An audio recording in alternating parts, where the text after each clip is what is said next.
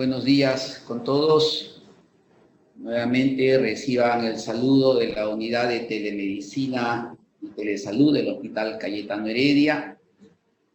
Como todos los lunes, mantenemos y continuamos nuestras actividades de capacitación. Hoy tengo el gusto de presentar a la doctora Paola Casas, médico geriatra de nuestro hospital, muy conocida, con amplia trayectoria, y cuyo conocimiento es muy amplio y con mucha experiencia. Y hoy día nos va a tocar el tema de calendario de vacunación en el adulto mayor.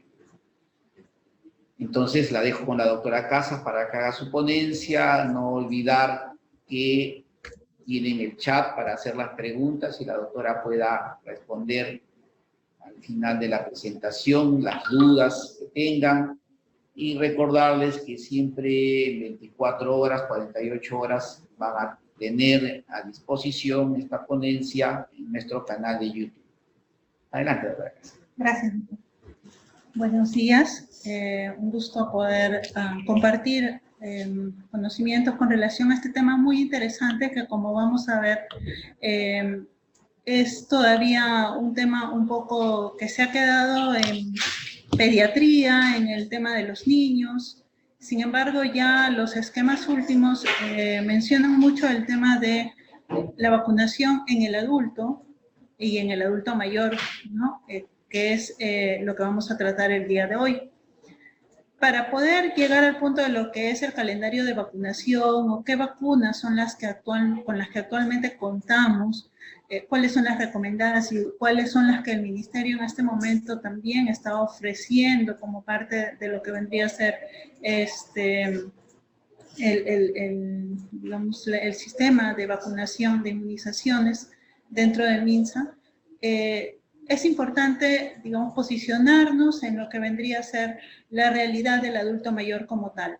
Entonces, vamos a seguir una agenda en la cual vamos a hablar en primer lugar respecto a la transición epidemiológica que estamos viviendo actualmente, y con relación a ello es importantísimo conocer qué cantidad de adultos mayores tenemos, cómo es que ha cambiado nuestra pirámide poblacional, qué características tiene el adulto mayor, porque el adulto mayor no es que sea un niño grande, tiene características muy especiales, y en base a esas características precisamente es que se toman decisiones, y es que muchos, digamos, y es que también por ello a veces se les excluye incluso de muchos estudios que permiten finalmente tomar decisiones en la población.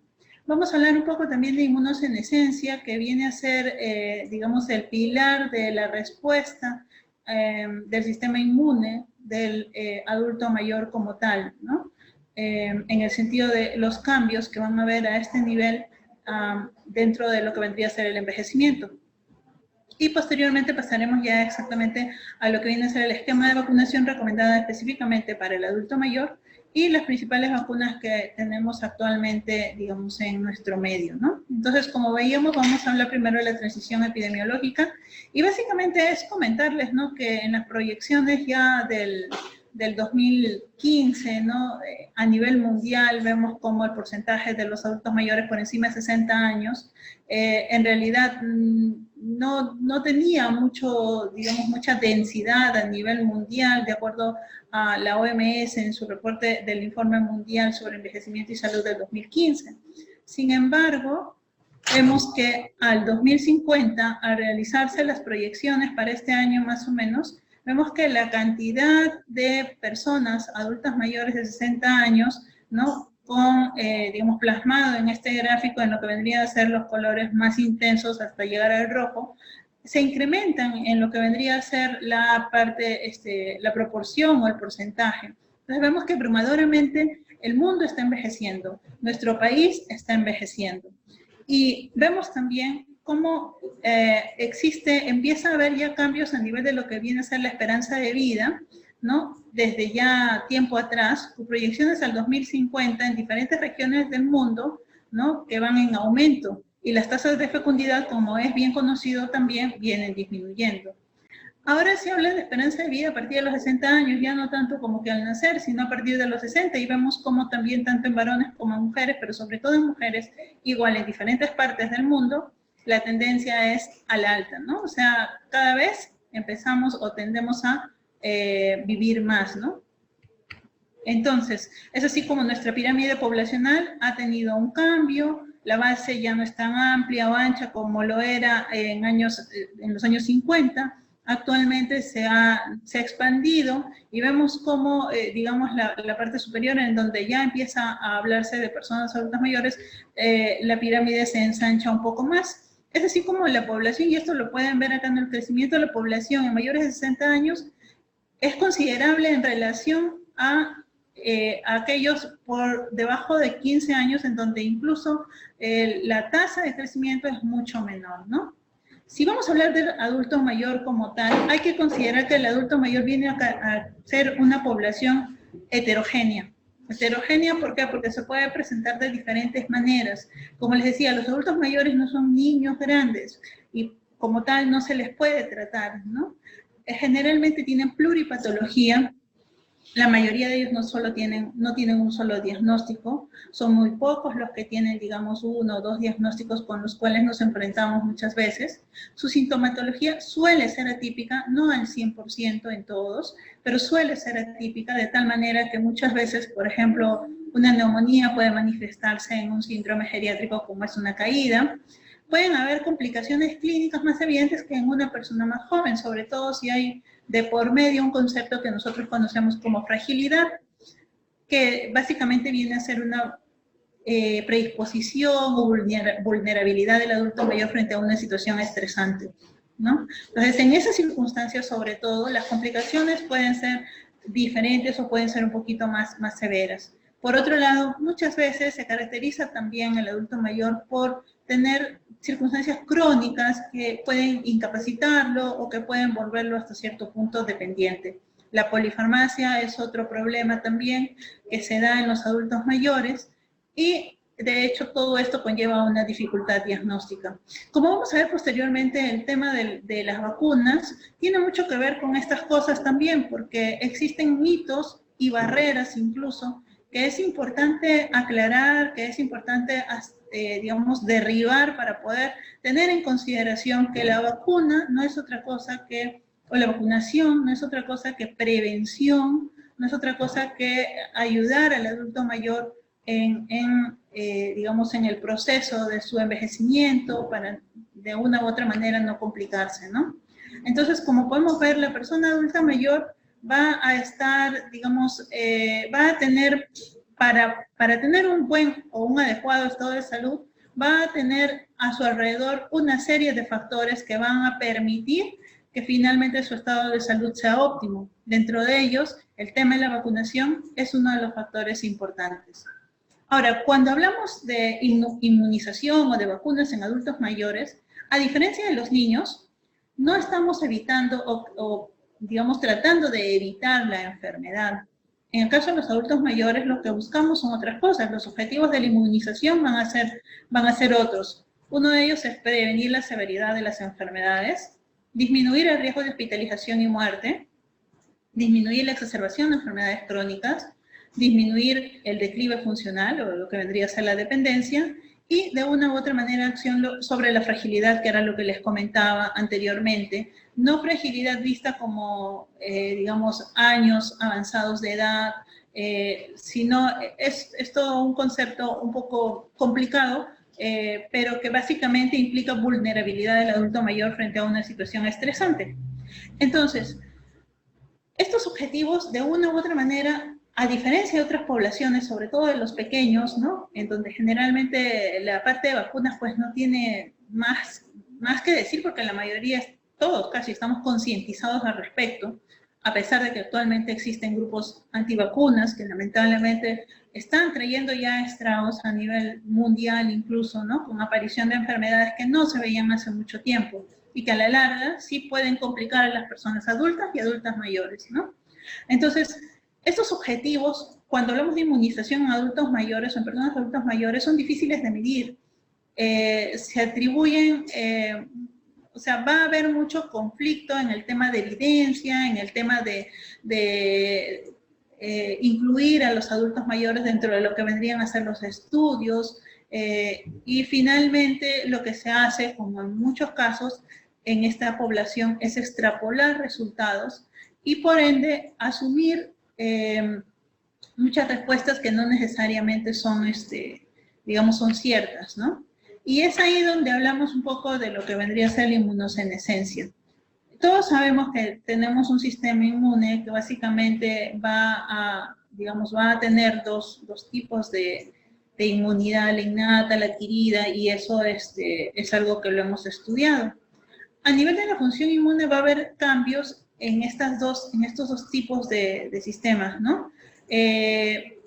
Se habla de diferentes mecanismos a través de los cuales podría, digamos, alterarse el sistema inmune y por tanto la respuesta verse disminuida en los adultos mayores, ¿no? Se habla de expansiones oligoclonales, se habla de acumulación de proteínas en superficies celulares, se habla de expansión de telómeros, por ejemplo. Todo ello, en el caso específico, por ejemplo, de las células B, en el caso de las células B de memoria específicamente, lo que puede hacer es que básicamente disminuya su función, ¿no?, al disminuir el repertorio de células B naive, ¿no?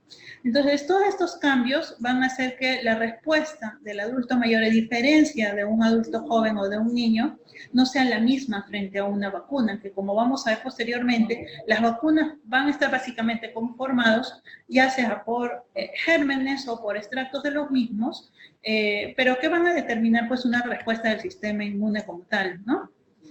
Vemos también que, bueno, en general, en relación a lo que vendrían a ser las enfermedades tanto agudas como crónicas, cada uno va a tener, digamos, una respuesta, tanto en el caso de la figura A, de lo que vendrían a ser las respuestas agudas, ¿no?, que de alguna u otra manera determinan digamos, el que quede una respuesta de memoria frente a una acción viral, en este caso viral, ¿no?, que tiene su declive, que en algún momento puede, digamos, cesar, ¿no? Sin embargo, en lo que vendrían a ser las enfermedades crónicas o infecciones crónicas, tipo hepatitis B, por ejemplo, ¿no?, las hepatitis, sobre todo de esa naturaleza, ¿no?, las células memoria, al contrario, tienen otro comportamiento, al igual como vemos en el caso de los virus como tal, la respuesta se prolonga en el tiempo y la inmunidad también, tanto la innata como la adquirida, ¿no? Entonces,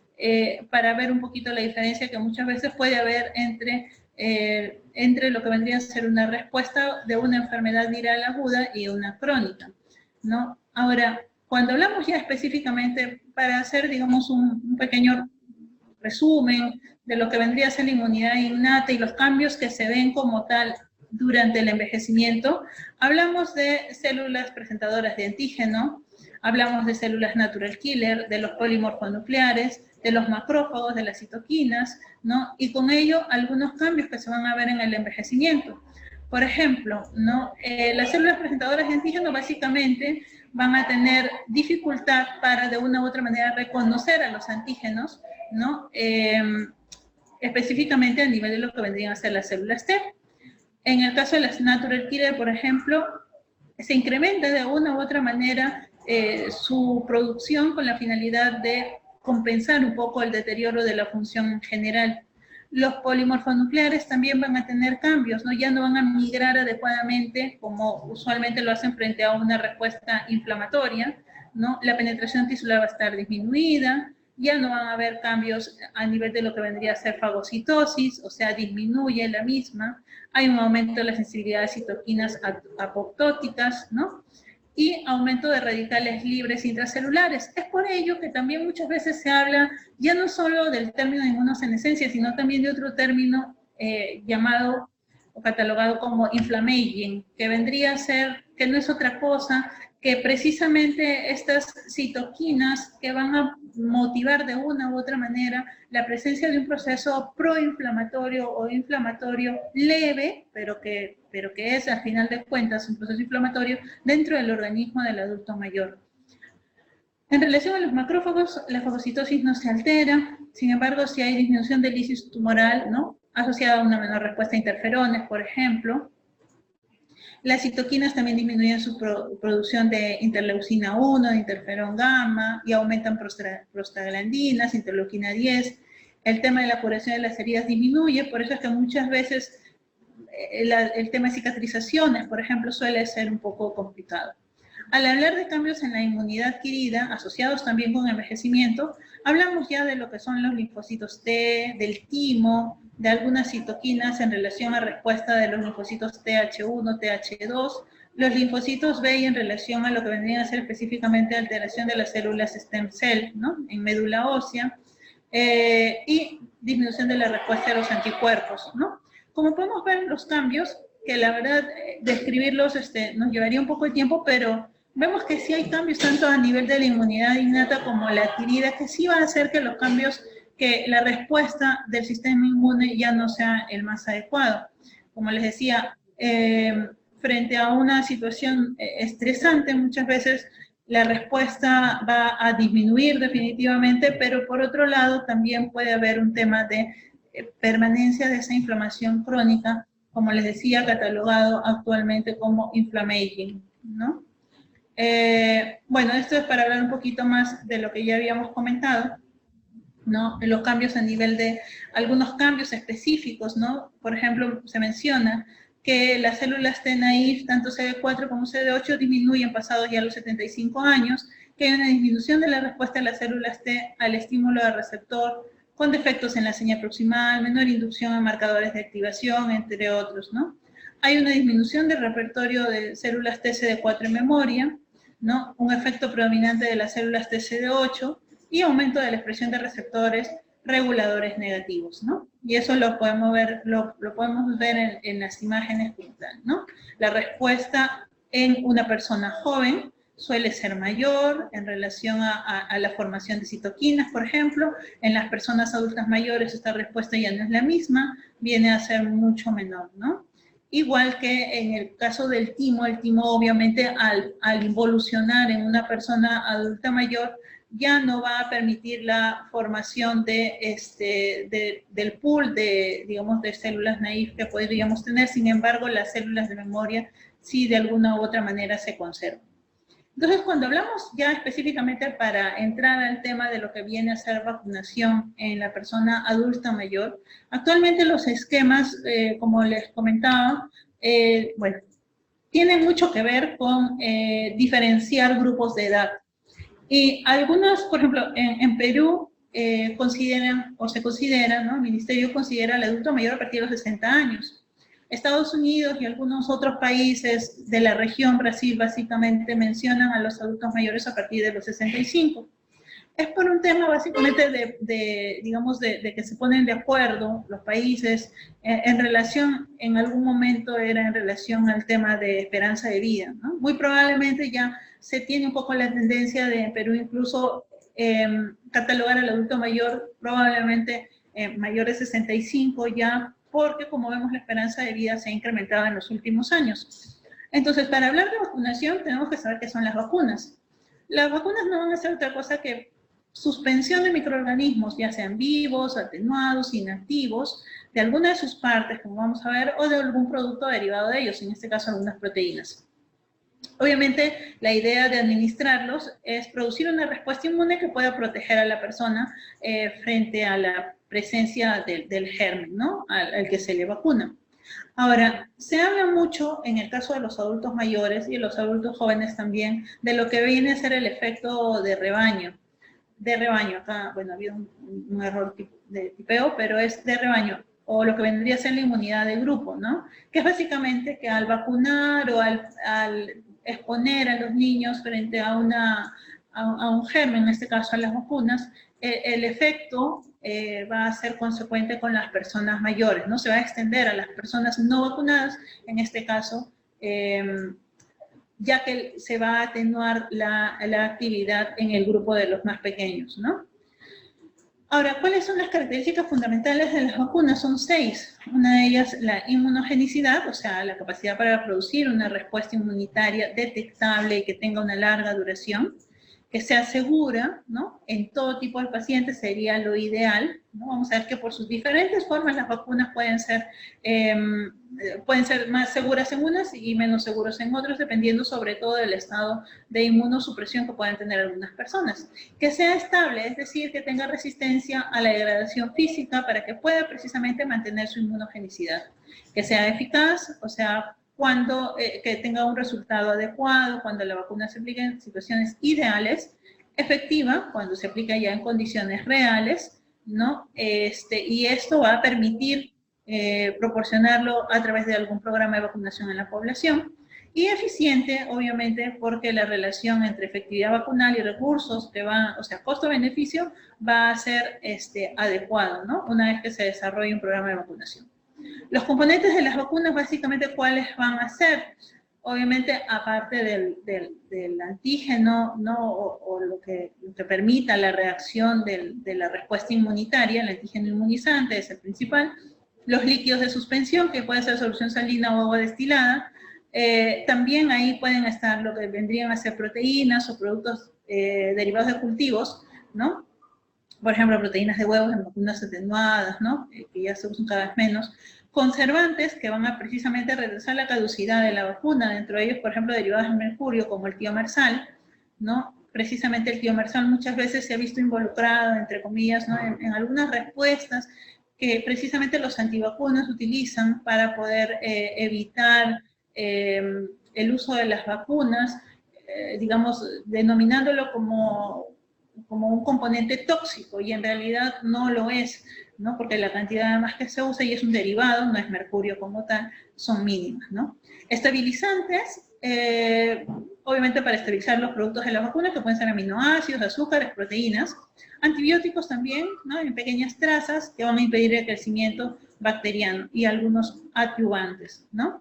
Ahora, los tipos de vacunas van a ser, de acuerdo a la microbiología, bacterianas, virales o víricas, de acuerdo a sus usos sanitarios, sistemáticas o no sistemáticas, en el sentido de que las sistemáticas son aquellas que se desarrollan a través de un programa de vacunación, ¿no? Que puede tener el Estado, y las no sistemáticas, bueno, aquellas que están indicadas pero que no necesariamente se encuentran dentro de un programa, como es en el caso de varias vacunas, en el caso de adultos mayores.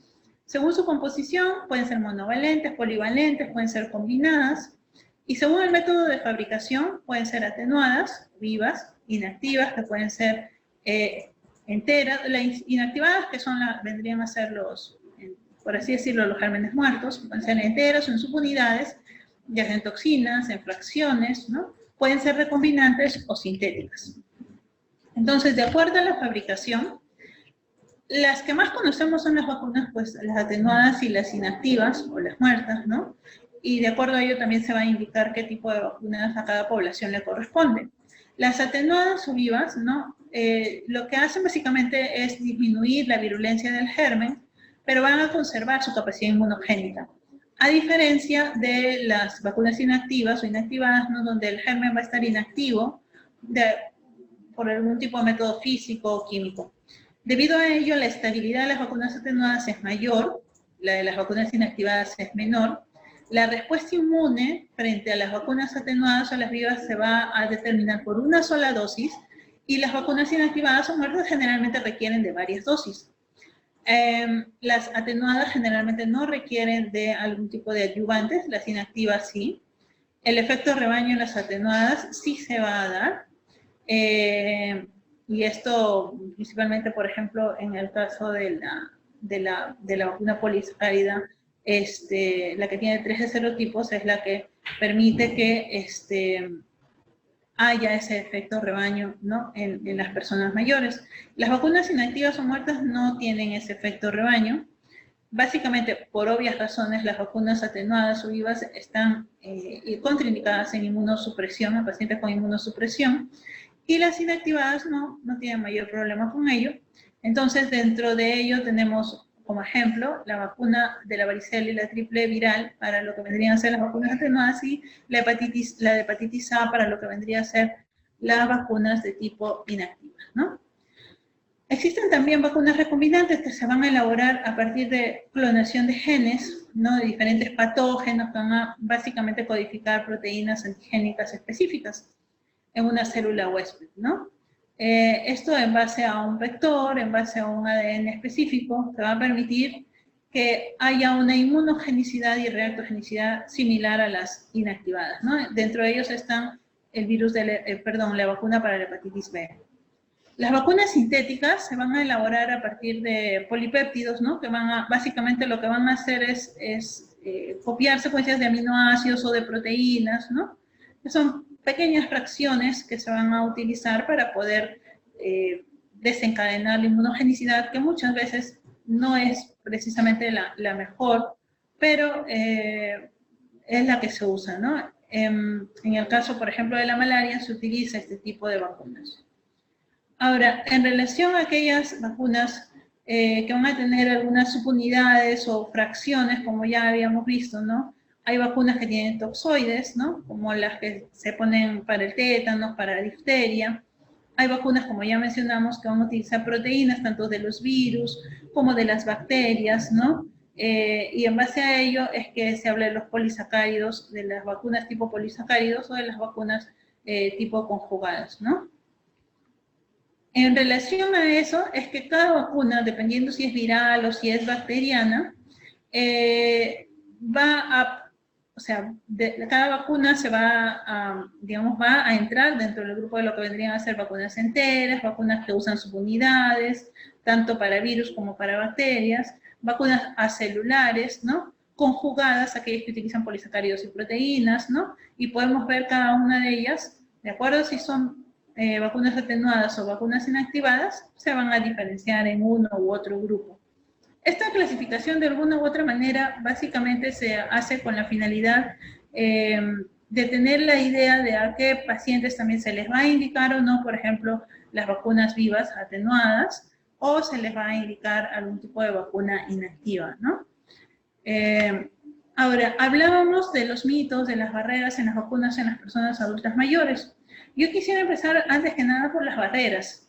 ¿Por qué? Porque existe mucho, un tema, ¿no? No estamos como personal de salud, y eso es notorio, salvo que de repente el personal trabaje en un área de pediatría o de ginecología, ¿no? Obstetricia, de repente, entonces, sí están concientizados a que las vacunas son importantes. Y por aquí de repente desviarme un poco al hecho de que nosotros como personal de salud también tenemos un esquema de vacunación que deberíamos tener completo, ¿no? Si pudiera verlos y preguntarles a todos si estamos vacunados contra influenza este año, ¿no? Me gustaría saber, a ver, de repente al momento de echarte las preguntas, pudiéramos hacer una pequeña encuesta y saber qué tanto nos hemos vacunado, ¿no? Año tras año, precisamente, por lo menos para influenza, ¿no? Entonces, el personal de salud, o sea, nosotros muchas veces no estamos sensibilizados con este tema. Si nosotros mismos no nos vacunamos, menos vamos a considerar vacunar a nuestros adultos mayores, por ejemplo, ¿no? Y esto pasa también porque no existen sistemas de capacitación, la población en sí tampoco está educada en el tema, mucha gente o la mayoría cree que las vacunas son solo para niños. Entonces, cuando uno les habla, y eso en el caso particular de nosotros como geriatras nos pasa, cuando preguntamos por vacunas, mucha gente se sorprende, los familiares, ¿no? Conocen, sí, la vacuna para influenza, pero del resto no saben. Entonces, es importante educar al personal de salud, educar a la familia, educar al paciente, y esto todo encaja dentro de la falta de políticas de salud en donde hablemos de inmunización en adultos mayores. Es precisamente por ello que nos interesó en el servicio de geriatría poder, digamos, abocarnos un poco a temas que estén actualmente, que sean de mayor relevancia actualmente para poder de una u otra manera concientizar un poco la necesidad, en este caso, de poder inmunizar a nuestros adultos mayores. Y obviamente hay falta de difusión sobre el tema, ¿no? Se hacen campañas de vacunación y de repente sí la gente sabe, por ejemplo, que van a vacunar a los perritos, que van a vacunar a los, no sé, pues a las mascotas, ¿no? Pero el tema, por ejemplo, de vacunación para adultos mayores o para adultos, ¿no? Como que está un poco descuidado. Entonces, eso está mejorando un poco porque cada vez hay más, digamos, experiencia, hay más conocimiento también y más difusión entre nosotros como personal de salud, y eso es lo importante. Ahora, algunos mitos, hay muchos, acá he tratado, ¿no?, de resumir algunas cosas. Mucha gente, incluso médicos, incluso personal de salud, dice las vacunas no son necesarias, ¿no?, en personas mayores. ¿Por qué? Porque de repente si te lavas bien, bueno, sí es importante lavarse las manos, ¿no? Obviamente, pero se cree, o mucha gente cree que eso es la única medida para poder, digamos, evitar o disminuir las complicaciones frente a una situación que se pueda presentar, ¿no? Lo otro, también creen que algunas vacunas pueden llevar a efectos nocivos a largo plazo. Otros que hasta que las vacunas pueden matar, ¿no? Lo otro también, que es muy clásico escuchar. Me he vacunado contra la influenza este año, pero es el año que más me he resfriado. Claro, pero una cosa es gripe y otra cosa es un resfrío común. Entonces, mucha gente confunde, porque lamentablemente no los educamos. Entonces, en ese punto es que hay que ir rompiendo un poco a poco estos mitos para poder tener más conciencia de la importancia de precisamente vacunarse, ¿no? De vacunar a nuestros adultos mayores y las personas que de una u otra manera convivimos con ellos, también vacunarnos para no ponerlos en riesgo. Esto sin considerar enfermedades crónicas, de las que ya vamos a hablar también. Entonces, hay gente también que habla de, bueno, hay muchas enfermedades que ya están erradicadas de mi país, por ejemplo, entonces no hay motivo para vacunar. También es una idea falsa. Si las vacunas de una u otra manera se ofertan es porque sí se requieren, ¿no? No es que, como en el caso de la polio, no, ya haya sido eliminada de la faz de la tierra, aunque por ahí hay tendencia a que regresen este tipo de enfermedades. Ahora, otra cosa también, como dije, solo he mencionado algunos puntos, pero por ejemplo, hay mucha gente que cree que si está resfriado no se puede vacunar, que si está hospitalizado no se puede vacunar, ¿no? Cuando, por ejemplo, si es una paciente o un paciente con asma o con enfermedad pulmonar obstructiva crónica y se hospitalizó por alguna descompensación, es importante vacunarlo en el momento del alta o un poco antes del alta para de una u otra manera asegurar la inmunización. No es malo vacunarse, y en el caso de los niños se ve, utilizar más de una vacuna simultáneamente. Y en este sentido, por ejemplo, sí se puede vacunar a una persona adulta mayor contra influenza y contra neumococo en el mismo momento. O sea, no hay, digamos, efectos secundarios nocivos, riesgo de que se vaya a morir, ni nada de eso, por si acaso, ¿no? Entonces, es eso, básicamente. Como les decía, hay muchas barreras, muchos mitos que es importante poco a poco ir neutralizándolos. Entonces ahora vamos a ver, ¿no?, las vacunas que básicamente, de acuerdo al CDC, ¿no?, el Centro de Enfermedad y Control de Prevención para las Enfermedades de Estados Unidos, que es básicamente de lo que nos regimos. Nuestro calendario de vacunación acá en el ministerio es muy, muy parecido. Sin embargo, hay algunas vacunas que básicamente con las que contamos en el ministerio y otras con las que no contamos, pero que sí están indicadas. El hecho de no contarse con ellas no significa que no sea importante considerarlas, ¿no? Todo lo que está, las barras en verde, implica que la vacuna sí se puede poner, definitivamente, si está indicada en los grupos poblacionales, que son los que se encuentran en los recuadros horizontales, ¿no? Y lo que está en celeste vendría a ser aquello que, bueno, digamos, se piensa un poco, se sopesa la situación para ver si es necesario o no vacunar. Esta tabla, porque hay dos tablas específicamente, una es la recomendación de acuerdo a edad y la otra recomendación es de acuerdo a patologías crónicas, porque para eso también es importante cruzar un poco la información.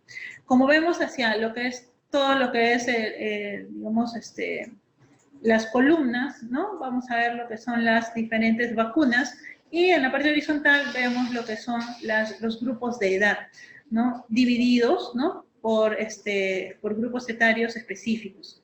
Entonces vamos a ver, por ejemplo, para nuestro caso, que estamos hablando específicamente de los adultos mayores, como les comenté, Estados Unidos considera adulto mayor como mayor de 65 años. Entonces, si hablamos de lo que viene a ser la vacuna contra la gripe, contra la influenza, ya la vamos a desglosar un poquito luego, tendría indicación.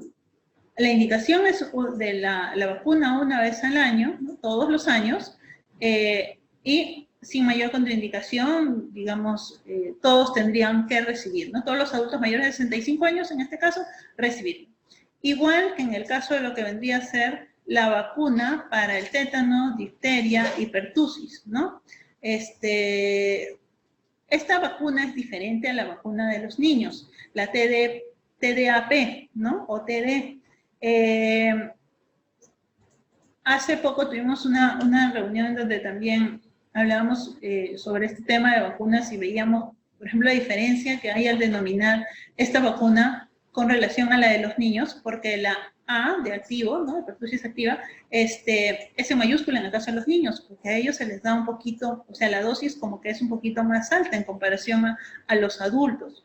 Entonces, sí está indicada digamos, la colocación de esta vacuna en todos los grupos de edad y obviamente en adultos mayores, ¿no? Pero como les comentaba, hay que hacer siempre la observación de que sea la TDPA, ¿no? Con la A en minúscula, porque cuando se habla en mayúscula se habla de niños y muchas veces esa dosis en personas mayores puede traer algunas reacciones adversas, ¿no?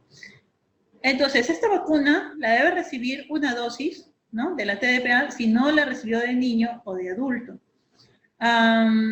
Y recibir una dosis de tétanos difteria cada 10 años, ¿no? En el caso del embarazo, bueno, es otra cosa ya para hablar específicamente de gestantes. Nosotros estamos abocados a lo que es los adultos mayores. Cuando hablamos de herpes zóster como tal, o lo que generalmente conocen como culebrilla en algunos casos, hablamos de dos tipos de vacunas, las vacunas recombinantes y las vacunas de tipo vivas, ¿no? Vivas atenuadas.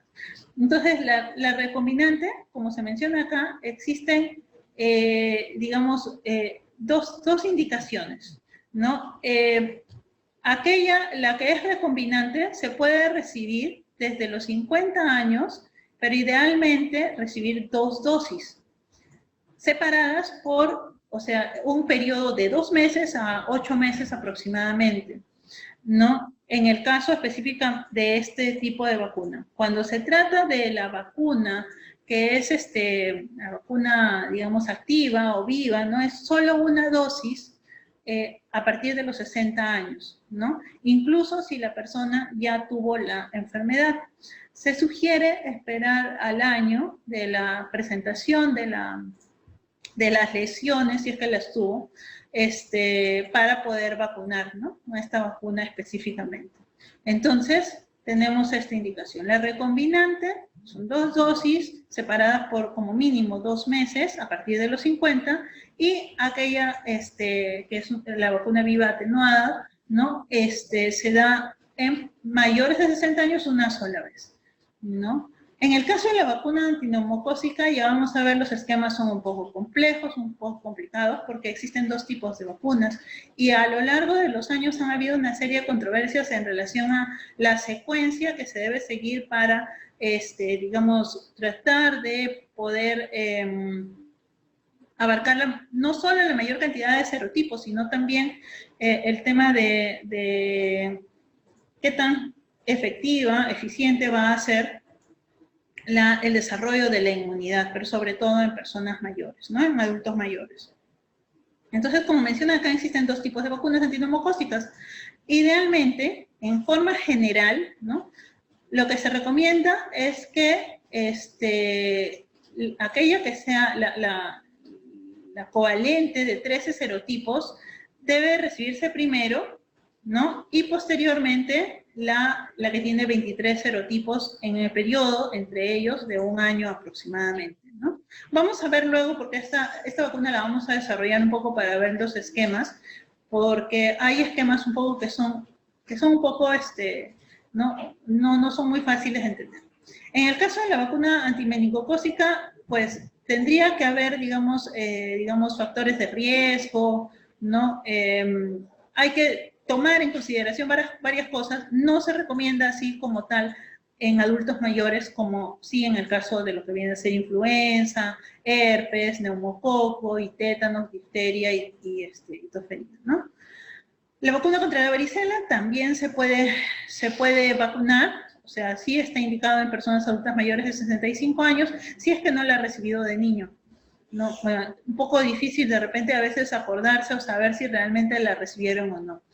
Igual en el tema con la hepatitis, tanto la vacuna para la hepatitis A como para la hepatitis B y la Haemophilus influenza tipo B, también se puede utilizar, pero bajo ciertas condiciones, ¿no?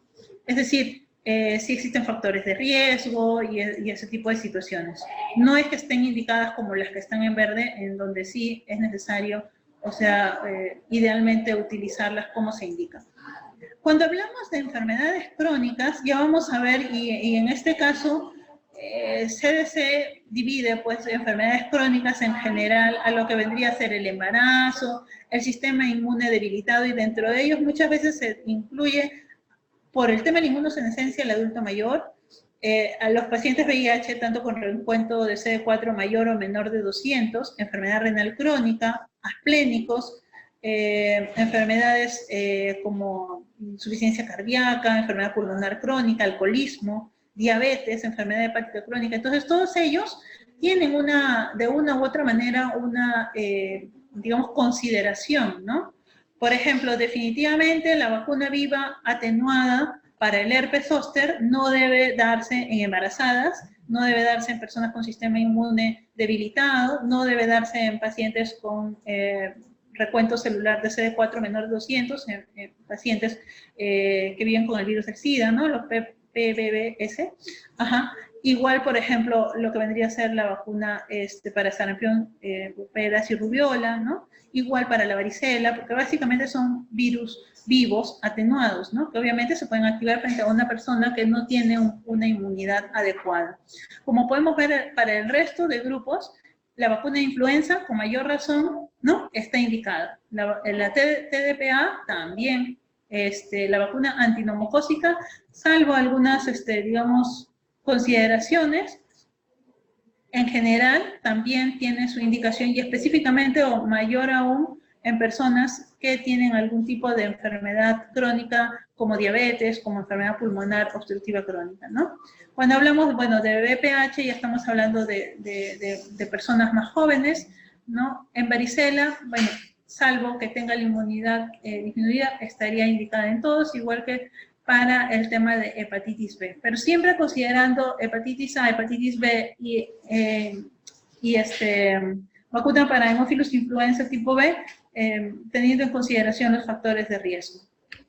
Ahora, ya hablando específicamente de 3 vacunas importantes, digamos, no más que las otras, pero sí que tienen, digamos, mayor importancia en los adultos mayores específicamente. ¿Por qué? Por el grado de compromiso que va a tener al momento de evaluar la morbimortalidad. Vamos a hablar primero de influenza. Entonces, para reportes, este es un reporte que se hizo como que a mediados de este año, ¿no? En donde se hace un análisis comparando con el caso de la epidemia que tuvimos entre el año 2009 y 2010, ¿no?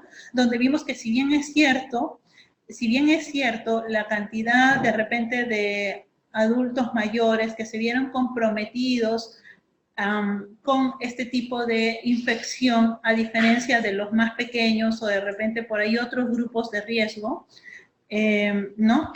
El tema de la mortalidad, y acá lo podemos ver, bueno, este es el resumen de este estudio que hicieron, ¿no? Precisamente en esta época donde tuvimos esta epidemia de influenza H1N1, en donde las tasas, si bien es cierto, las tasas de frecuencia, prevalencia, lo que fuere, fueron mayores en personas mucho más jóvenes, las tasas de mortalidad y letalidad fueron mayores en los grupos de mayor edad, ¿no? Y la mayoría de ellas estuvieron relacionadas a comorbilidad. Entonces, como podemos ver, la comorbilidad principalmente, aquellos pacientes que tenían enfermedades metabólicas, cardiovasculares y respiratorias, fueron los que más se complicaron, ¿no? Y los que más se murieron. Entonces, independientemente de la edad, o sea, de que hubo una mayor prevalencia en personas de repente más jóvenes, en las personas más mayores había más complicaciones y más mortalidad y más, comorbilidad que se complicaba, ¿no? A la fecha, no hemos vuelto a tener cuadros de la naturaleza que tuvimos en ese momento, pero a la fecha tenemos básicamente 3 tipos de, digamos, de influenza, que son los que precisamente, de una u otra manera, OMS no cada año va diciendo qué tipo de antígenos o de sustancias son las que hay que poner en la vacuna de cada año, y es por eso que se vacuna anualmente. En el digamos, en las 3 primeras semanas epidemiológicas de este año, ¿no? Vemos que en relación al año anterior, en el 2017, era muy poca, digamos, la frecuencia o las muestras confirmadas para virus influenza en lo que iba del año, y específicamente con serotipos que no causaban mayor letalidad como sí lo causó H1N1, ¿no? En este caso AH3 y N2 e influenza B. Y es precisamente, ¿no?, que este tipo de vacuna, considerando a digamos, estos serotipos, son los que generalmente se incluyen en la composición de la vacuna trivalente, ¿no? Para este año, se mencionaba en ese reporte precisamente que se estaba haciendo llegar 4.1 millones de dosis para adultos y 1.5 millones de dosis para niños, ¿no?, que llegaban precisamente en este año a fines de abril. Ahora, cuando hablamos de personas mayores, la vacuna generalmente tiene, digamos, una dosificación, en este caso, de hemaglutinina, ¿no?, de 15 microgramos, pero cuando se han hecho evaluaciones en donde se incrementa la cantidad de carga viral, ¿no?, esta termina siendo significativamente, teniendo una significativa respuesta en personas mayores de 65 años, y por tanto, la respuesta frente a este tipo de vacuna sí es adecuada. Es por ello que se recomienda, ¿no? En el caso, y eso específicamente, en el caso de influenza, la situación está como que zanjada, no hay mayor problema con ella. En el caso de neumococo, sí hay un poco de disparidad, porque existen, como les comentaba, 2 tipos de vacunas, ¿no? La vacuna polisacárida de 23 serotipos, ¿no?, y la vacuna covalente de 13 serotipos. La vacuna de 23 serotipos se puede emplear desde los 2 años de edad en adelante, ¿no? Tiene mayor número de serotipos, pero eso no significa que sea, no mejor, sino que tenga, digamos, mejor respuesta del sistema inmune. No genera memoria inmunitaria, los niveles de anticuerpos pueden disminuir en el tiempo, provocan un fenómeno de tolerancia inmunitaria y no actúan sobre todo sobre la colonización nasofaringea, a diferencia de la vacuna conjugada, la de 13 serotipos, que se puede emplear desde los 6 meses, desde las 6 primeras semanas de vida, perdón, y generar una respuesta inmune mucho más potente, ¿no?, que frente a la de 23 serotipos. Lo lógico sería que la de 23, como tiene más serotipos, va a ser mejor. No necesariamente es así. Las 2 tienen sus características de una u otra manera buenas, y es por ello que se habla mucho del tema de la secuencia, ¿no?, de la secuencia que se debería utilizar en este tipo de vacunas específicamente. ¿Y esto por qué? Porque existe la enfermedad por neumococo. Como vamos a ver, la enfermedad por neumococo no es solamente la enfermedad que afecta al pulmón, ¿no?, la enfermedad neumocócica como tal, sino se habla de una enfermedad neumocócica invasiva, que es precisamente la que causa mayor mortalidad y morbilidad, o sea, complicaciones en las personas. Y es ahí, en el caso específico de los adultos mayores, donde tendría su mayor beneficio, ¿no? Entonces vemos cómo el riesgo de precisamente de esta enfermedad neumocócica invasora en personas con inmunosupresión, y dentro de ellos se considera a los adultos mayores, en relación a los inmunocompetentes, en donde la incidencia y el riesgo es nulo. La incidencia, miren, de 4.8 por 10 a las 5 personas año, no se puede, duplica, triplica, se multiplica tremendamente en aquellos que son, que tienen condiciones específicas, ¿no? Como por ejemplo, un paciente con mieloma, se incrementa el riesgo de una u otra manera hasta en 76 veces, ¿no? La incidencia vuela 800 veces, digamos, no 800 veces más, pero en comparación a aquel inmunocompetente es mucho mayor. Entonces, en este grupo de digamos, en estos grupos de riesgo, y dentro de ellos se incluye de una u otra manera al adulto mayor por el tema de la inmunosenescencia, es que, digamos, cobra interés el hecho de poder vacunar, ¿no? De que esta vacuna sea importante dentro de lo que es el esquema de vacunación en los adultos mayores.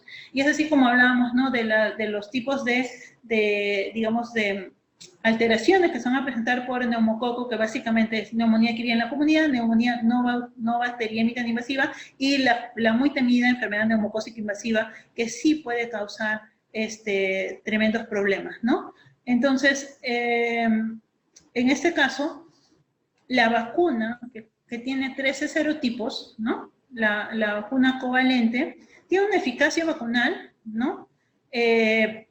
Para serotipos específicos, ¿no? Hasta 75%, y en el caso de cualquier serotipo ya, digamos, un poco más light, ¿no? 51%, con valores de significancia, pues, bien contundentes, ¿no? A diferencia de la vacuna que contiene 23 serotipos, en donde se hace la evaluación a los 2 años, a los 12, 5 años tras la vacunación, a los 5 años tras la vacunación, y en donde vamos viendo que conforme pasa la edad, no en todos los casos, pero conforme pasa la edad, hay algunos grupos, sobre todo de adultos mayores, que conforme van pasando los años, la efectividad de la vacuna no es tan buena, va disminuyendo por el contrario, ¿no? Entonces, ahí es donde un poco entra el tema de la controversia que hay entre estas dos vacunas, y por lo que se sugiere que el esquema idealmente debería ser secuencial, ¿no?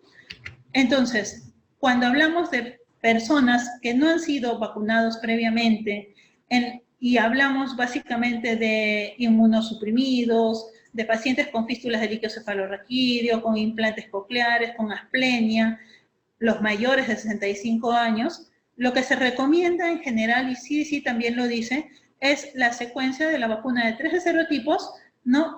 Seguida por la vacuna de 23 serotipos, con un intervalo idealmente de 1 año, ¿no? Mínimo se habla de 8 semanas, pero lo ideal es que sea de 1 año. Cuando previamente han sido vacunados, porque también es un tema, mucha gente, como no hay una regulación específica del tema de las vacunas, sobre todo en la parte privada, muchas veces la gente viene y dice, sí, me han vacunado contra la neumonía, pero ¿cuál vacuna te pusieron? Y no saben decir si fue la de 13 serotipos o la de 23. Entonces, si por ahí se genera algún tipo de duda, lo ideal es que se espere a 1 año después de que se ha vacunado, y si es con mayor razón la vacuna de 23 serotipos, la que se ha puesto, que se espere aproximadamente 1 año para poner la vacuna de 13 serotipos, y o en todo caso revacunar con la de 23, habiendo pasado 5 años de la primera dosis de la vacuna de 23, ¿no? La que originalmente se puso.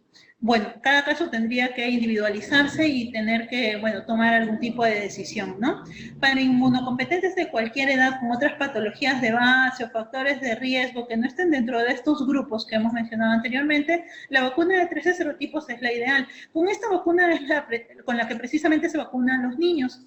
Y por efecto, un poco el efecto rebaño es que de una u otra manera se sugiere vacunar, darle, digamos, preponderancia a este tipo de vacuna, ¿no? La vacuna de 13 serotipos, que es la que precisamente el próximo año se va a implementar dentro de lo que es el ministerio para poder, específicamente en adultos mayores, ¿no? Poder administrarla. Entonces, los esquemas, como les decía, van a ser diferentes. Acá tenemos un esquema también de CDC en base a edades también, y como podemos ver, ¿no? En mayores de 65 años, como podemos ver, siempre es la secuencia, ¿no? 13, luego 23, 13, 23. La variación del intervalo puede ser, dependiendo de la condición de fondo, puede ser entre 1 año, puede ser 5 años cuando se trata de la 23 en 2 oportunidades y así. Todo esto lo pueden revisar con mayor detalle y detenimiento cuando tengan la presentación, no hay ningún problema. Lo podemos, hay que tomarse un poco de tiempo para analizar los cuadritos estos, pero son, sí son entendibles. En relación a zóster, y con esto ya acabamos para no tener mucha carga, el herpes zóster es un problema, digamos, muy importante dentro de lo que es la patología del adulto mayor, porque no es infrecuente. Las personas mayores suelen tener este problema y el tema, o digamos, la complicación más problemática para ellos es la neuropatía posherpética, ¿no? 1 de cada 3 personas después de los 60 años van a tener de una u otra manera la bendita culebrilla o el herpes zóster como tal, ¿no? Esta información lo da CDC en lo que es su página web para los pacientes, ¿no? Y les recomienda, ¿no?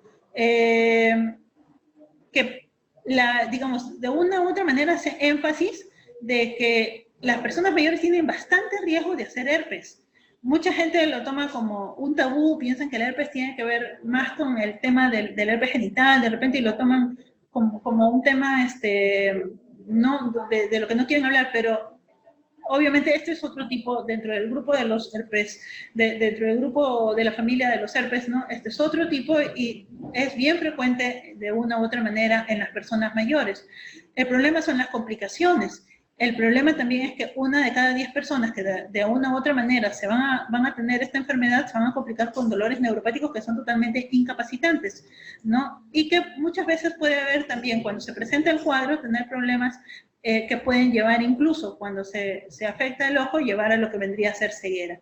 Entonces, la incidencia es alta. La prevalencia aumenta con la edad. Conforme avanza la edad, más riesgo se tiene, por el tema de inmunosenescencia también, se tiene de poder contraer esta enfermedad. Es por ello que la neuralgia posherpética también va a incrementarse con la edad. Entonces, acá tenemos algunos estudios, dos estudios nada más, y con esto acabamos, en relación a lo que es la vacuna para herpes zóster, porque también era como que muy controversial, existen, como les decía, 2 tipos de vacunas, ¿no? Sin embargo, por lo menos, haciendo el seguimiento a 3 años o a 5 años, sí se ve que haya una disminución de lo que vendría específicamente del riesgo de contraer el virus, ¿no? De contraer la enfermedad como tal, del herpes zóster, y la neuralgia posherpética, ¿no? En este estudio se hace, digamos, la evaluación de la eficacia de la vacuna en mayores de 70 años específicamente, se les sigue en un periodo de 3.7 años y se encuentra precisamente que hay una buena respuesta en lo que es reducción de síntomas y sobre todo, que es lo más importante, disminución de lo que vendría a ser la neuralgia posherpética.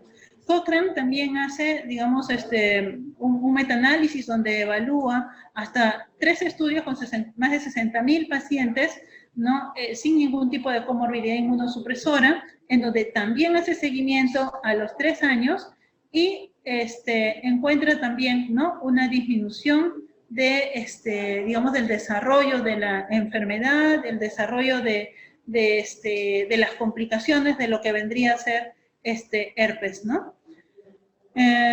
Y definitivamente el tipo de enfermedad que se puede desarrollar una vez vacunado es mucho, mucho más ligero, por así decirlo, ¿no?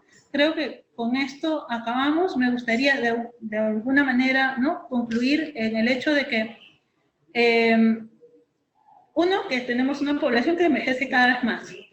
Lo otro es que tenemos que romper los mitos y barreras con relación a las vacunas, y para eso necesitamos capacitarnos y difundir más el tema de la vacunación. Y preguntar y orientarnos si es que tenemos dudas, para no dar malos consejos muchas veces a nuestros pacientes o a la población que tenemos a nuestro cargo, ¿no? Y que específicamente, bueno, existen vacunas ya que están determinadas para los adultos mayores, que sí es importante conocerlas e indicarlas. Actualmente, básicamente, el Ministerio lo único que nos da como tal es vacuna de influenza, vacuna para DPTA y a partir del próximo año para neumococo, ¿no? Bueno, eso sería todo. Muchísimas gracias por su atención. En establecimientos de repente podemos encontrar estas vacunas. Como les comentaba, ¿no? Vacunas para influenza, en todos los, bueno, si es que no se acaba, ¿no? En todos los establecimientos de MINSA deberíamos tenerlos, en postas, en hospitales. En lo que respecta a las otras vacunas, las vacunas para neumococo, para herpes, que son las que no tenemos a mano en los hospitales, se pueden adquirir en las clínicas, ¿no? Hay centros, hay vacunatorios también en algunos sitios específicos a cargo de médicos e infectólogos, ¿no? Pero no son difíciles de conseguir. Las clínicas básicamente las tienen, la mayoría, todas, ¿no? Vamos a ver. La efectividad de la vacuna para la influenza estacional es por encima del 80%. El tema es las coberturas, que no son muy altas porque no hay un tema adecuado de difusión y educación. Es alta, la efectividad es alta a diferencia de las otras vacunas que, como hemos visto, en neumonía, ¿no? Para herpes también tienen una efectividad por encima del 50%, pero no tanto como en el caso de la influenza.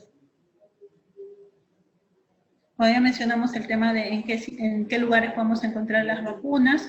En realidad, como les dije, influenza, DPTA, y próximamente, el próximo año, ya desde enero, según tengo entendido, en los hospitales, ¿no? En los hospitales, en los establecimientos de salud. En INS mismo, también ahí se encuentran todas las vacunas. La vacuna para herpes, igual, como les digo, hay entidades privadas, específicamente las clínicas, donde se puede encontrar. Ya, el esquema de vacunación. Lo que pasa es de que en Perú no tenemos la vacuna recombinante, la que tenemos es la de virus atenuado, que es la Zostavax. Si es que no, bueno, no hay conflicto de interés para decir el nombre, ¿no? Creo que no. Bueno, esa es la vacuna, ¿no? La vacuna se llama Zostavax, la de herpes zóster. Esa es la que se aplica una sola vez a partir de los 60 años. La otra no se encuentra, digamos, en circulación en nuestro país. ¿Qué más? Se dice que para poder generar anticuerpos deberíamos vacunarnos 2 meses antes del periodo de invierno, qué sé yo. Pero si hay personas, grupos poblacionales, por ejemplo, adultos mayores con EPOC, o sea, con enfermedad pulmonar obstructiva crónica, esas personas que son tosedoras crónicas, que fumaron, que tienen asma, que estuvieron expuestas a humos de leña, por ejemplo, ¿no? O a minas, por ejemplo. Y bueno, pues no se les ocurrió vacunarse en verano y quieren vacunarse en la época de invierno, igual. El tema no es tanto de cuándo es mejor, sino que en realidad es que se empieza a vacunar a principios de año y se acaba la vacuna. Entonces ya no encuentran vacunas a mediados de año y ahí es donde, bueno, se tiene que esperar hasta el próximo año, salvo que busquen de repente por su cuenta, ¿no? Pero en realidad no es que haya una mejor estación. Claro, en salud sí se encuentra, de hecho, debe encontrarse todas las vacunas. Ellos tienen sus vacunatorios. Ajá. Muy bien, eso ha sido todo. Muchísimas gracias por su atención. Espero les haya servido de ayuda y cualquier cosa nos podemos comunicar por este medio. Gracias.